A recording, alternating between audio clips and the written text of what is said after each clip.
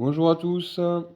Donc aujourd'hui, le petit exercice que j'aurais dû faire en cours aujourd'hui, que j'ai fait avec les terminales hier.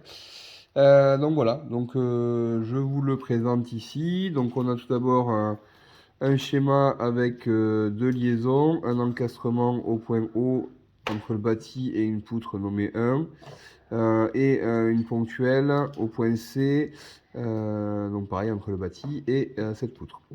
Donc on a les différentes distances entre les différents points. Donc OA on est sur 2 mètres, AB 0,5 et BC 1,5.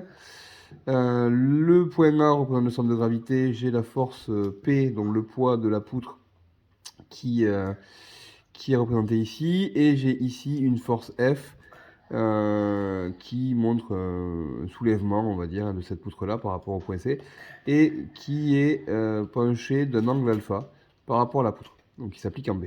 Voilà. Donc voilà pour le schéma directement. Alors au niveau des données, qu'est-ce qu'on a? On nous donne alpha qui vaut pi sur 3 radians. Donc là, attention à vos calculettes, puisque vos calculettes doivent être en radians et pas en degrés. Il y a eu cette erreur-là pour l'évaluation.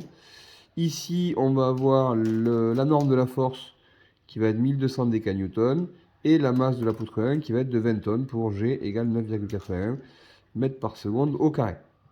Qu'est-ce qu'on nous demande ici? Donc 4 questions. Alors les deux premières peuvent être échangées sans problème.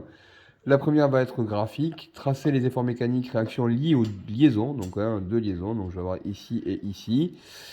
Puis ensuite écrire les torseurs des actions mécaniques pour toutes les actions impliquées.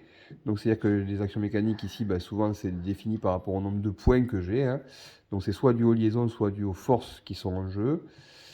Déterminer le degré d'hyperstatisme du système est justifié. Alors attention, cette question, vous pouvez l'avoir différemment. Vous pouvez l'avoir déterminer si le système est isostatique directement. Alors la réponse sera exactement la même et la justification sera exactement la même, mais la question peut être tournée différemment. Et enfin, la dernière question. Sachant que RCZ, donc une composante, vaut 102 500, déterminer les autres réactions en haut avec le PFS. Donc on aura le théorème de la force résultante, des forces résultantes et le théorème des moments résultants. Je vous laisse un petit peu réfléchir, je ferai une autre vidéo pour une correction. Bonne journée!